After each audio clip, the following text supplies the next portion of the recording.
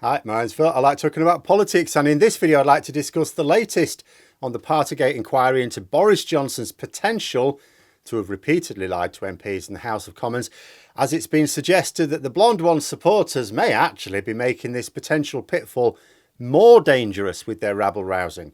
But first, if you'd like to be notified of daily news in politics, please subscribe to the channel and click the bell notification icon. So, after months of delays caused by Boris Johnson kicking and screaming, the Privileges Committee is finally gearing up for what you might call the meat of the inquiry. The government has been refusing to hand over documents, but the committee insisted, and after a delay of quite a lot of months really, have now got everything they want. You know, I gather they're now going to start to hear testimony from witnesses at last, including Boris Johnson, in a few weeks' time.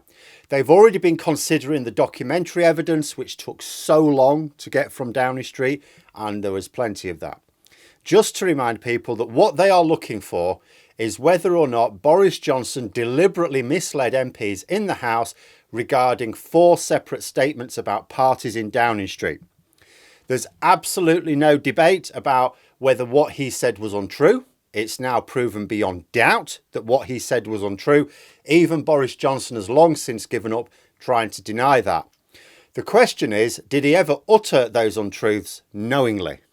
And it doesn't matter whether he believed the statements at the time he gave them or not. Parliamentary rules require that if at any time after making the statement he is reliably informed that his statements are untrue, he has to correct the record as soon as possible. So let's say he makes his statement to MPs that no parties took place in Downing Street because he didn't think that a load of people eating buffet food, drinking alcohol, listening to music and socialising is a party. But then let's say Simon Case, the Cabinet Secretary, tells Boris Johnson after his parliamentary performance, "Prime Minister, are you off your head? Of course it was a bloody party." Then Johnson would have contacted the House authorities to say, "Oh, look, I seem to have inadvertently misled the House. I'd like to arrange to make a statement to correct the record, please." He would then go to Parliament the next sitting day and make his statement. If he didn't, if he waited weeks or even months and only made his correction after journalists had trapped him in his own lies, then he is guilty if the Privileges Committee finds proof that Johnson knew that any one of those statements he made were untrue and made no immediate attempt to correct the record. He is guilty. And the oral evidence begins next month. Now, assuming what the committee said before summer still stands, Boris Johnson, of course, will be one of the people giving evidence, and he will have to give it under oath. Now, it's not often that a select committee requires witnesses to give evidence under oath, but they have that power. More to the point, if anyone giving evidence to a parliamentary committee under oath is found to have lied, the offence has the same power of perjury. In other words, if Johnson is made to give evidence under oath, he will not be able to lightly lie his way out the matter as he often does. In fact, he would face prison. But assuming he doesn't lie in his evidence, or at least he doesn't get caught out if he does, there is another consequence that Johnson's own supporters may be making more likely. So let's be clear here. Innocent until proven guilty. I would never wish to form a conclusion in a trial of any kind before it has run its course. But it is overwhelmingly likely that Johnson will be found guilty of at least not correcting the record, even if not of having knowingly lied at the time of the statements. Because Johnson's defence is that he is monumentally stupid and cannot recognise a party when he sees one. These parties, by his own admission, did not take place away from his sight. He saw them, he witnessed them. So one defence is he didn't recognise it as a party, so he's an idiot. Another one is that he's surrounded by very senior civil servants all the time, and that apparently not one of them told him that his staff were breaking the laws which he had only recently enacted. Now, it's not only incredible to suppose that Johnson cannot recognise didn't even have to be a party. Remember, the law didn't say party. You know, that he couldn't recognise that the gathering was not for the purposes of work. But I know from the time that there were suggestions that documentary evidence absolutely exists that Johnson had been told that some of these events were inappropriate. So the Privileges Committee ordered a lot of documents to be handed over, has finally got them, has been working through them. So let's assume there is a guilty verdict, and due process aside, this seems very likely.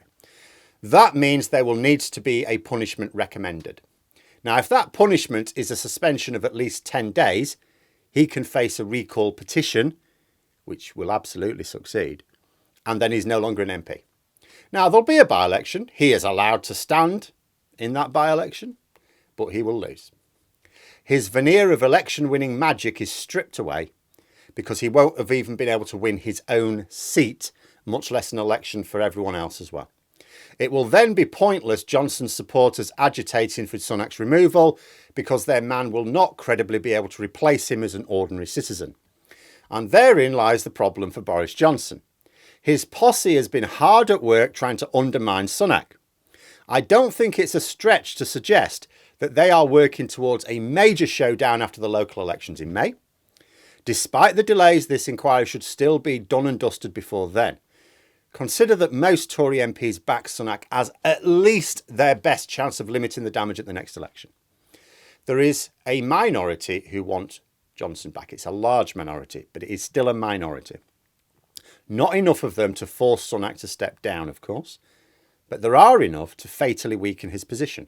They have already been blocking Sunak's legislation and will no doubt do so again. If Sunak survives the local elections, then the next showdown will be the end of October. Sunak will have been in place for a year and can then face a confidence vote. Johnson's supporters will absolutely trigger that confidence vote. Sunak will win, but just as with Johnson's confidence vote, it's unlikely to be by a significant margin. Winning a confidence vote by a small margin is really not much better than losing it. It proves to the public that the Prime Minister doesn't have support even in their own party. Fatal. The only way to head off this likely showdown in May and the certain one in November is to remove Johnson as a threat. The only way to do that is if he is no longer an MP. Won't stop his supporters agitating in the media and with local Conservative groups, but it removes their endgame. If the Privileges Committee recommends a 10-day plus suspension, MPs will have to vote on it. The committee cannot enforce punishment, only recommend them. MPs vote to decide whether it's too harsh and vote against it, or, yeah, that sounds fair, and vote with it. Now, you could argue it was already unlikely that they would vote against it. Tory MPs were trapped into accepting the inquiry in the first place. They'd rather it didn't go ahead at all. But they were sort of trapped because it would look bad in public to be seen letting off another of their own. One rule for us and all that. But this might be their only chance to block off one of the major sources of infighting in the Conservative Party right now. There is a suggestion that Johnson's allies want to argue to their Brexit colleagues, their Tory colleagues was the same thing actually, but their Tory colleagues, what I meant, that Johnson has already been punished by having to step down and shouldn't face a further punishment. However, there's a few problems with this argument. First, he was not actually made to resign over Partygate. It was the Chris Pincher scandal that brought him down. Second, holding office is not supposed to be a reward or a prize, but a duty. So losing the position cannot justifiably be considered a punishment. Third, it's very obvious that not only does Boris Johnson intend to become Prime Minister again and before the next election, but he has a lot of supporters putting in a lot of time, a lot of effort and a lot of money into engineering this unlikely return. And it's that third argument that, according to a correspondent in The Guardian, may get Tory MPs to be especially minded to approve any punishment that comes their way from the Privileges Committee. Now, I will still say, even without this factor, I still think it would be very risky for Tory MPs to vote to let Johnson off the hook. But this extra dimension could mean that Johnson's supporters, far from paving the path to his reascension, may actually be inadvertently breaking his legs for the journey. But perhaps this is to be expected when you have people of the quality of Nadine Dorries running your support base. But there we are. Those are my thoughts. Let me know yours in the comments below. I hope you found the video interesting. If you did, please click the like button. And if you'd like to support the channel further, the join button for memberships. And until next time, I'll see you later.